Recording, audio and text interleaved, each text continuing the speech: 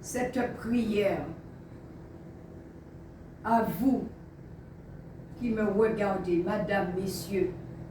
Je vous dédie cette prière de repentance.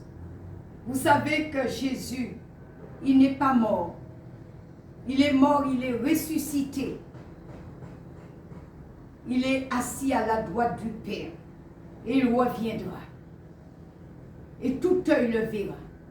Il nous a mentionné son Notre Père. Le Notre Père.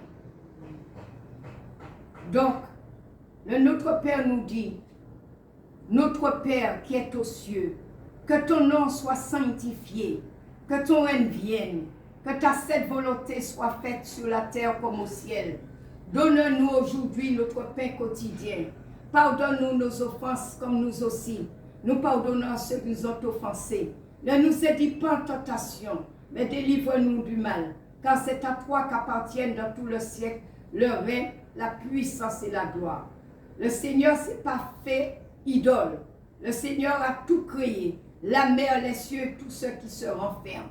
Le Seigneur nous a démontré son amour dès sa naissance. Il nous a démontré l'amour, le prince de vie, le prince de paix dans cette étape. C'était Jésus. Il a porté la bonne nouvelle sur cette terre. Il est venu vers les malades. Il est venu vers tous ceux qui souffraient. Il est mort sur la croix Golgotha. Et au troisième jour, il est ressuscité. Et il est assis à la droite du Père. Il a été ressuscité du tombeau. Il est sorti du tombeau après le troisième jour. Et il est ressuscité, il est monté vers son Père. Et nous savons que Dieu règne éternellement. Il est l'alpha et l'oméga. C'est-à-dire, il reviendra à n'importe quel moment. L'heure de la trompette sonnera, où les morts en Christ ressusciteront. Le Seigneur viendra chercher ses enfants. Le Seigneur nous appelle à la repentance. Il nous a donné l'exemple par Jean-Baptiste dans le Jourdain. Il s'est fait baptiser. Et il nous appelle à la repentance. Il nous dit, repentissez-vous, à cette fin que vos péchés soient effacés. Un vrai baptême du Saint-Esprit.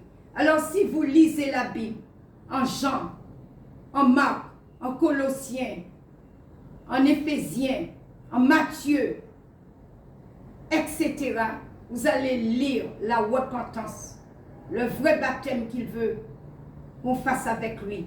Reconnaître qu'il a versé son sang pour nous sur la croix et qu'il est mort et qu'il a souffert, il a porté l'ignominie, crachats au visage, battu de verge et couronné d'épines. Mais il n'est pas resté au tombeau. Il est ressuscité le troisième jour.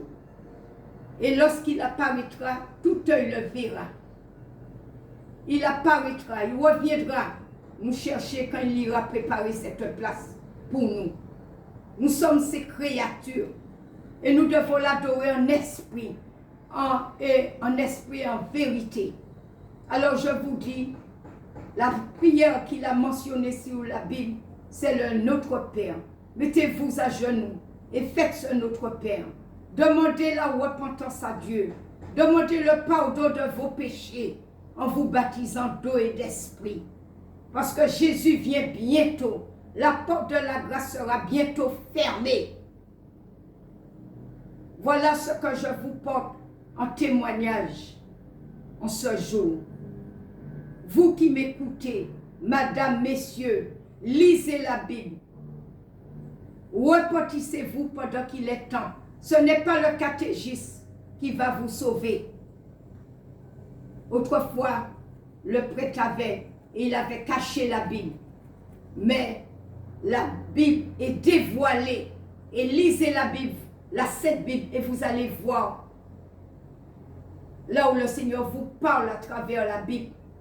Tout passera. Seule sa parole ne passera pas.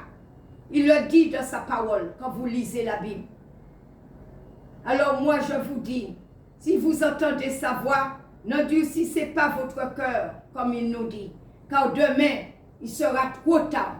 Vous qui êtes malades, vous qui souffrez, mettez-vous à prier le Notre Père.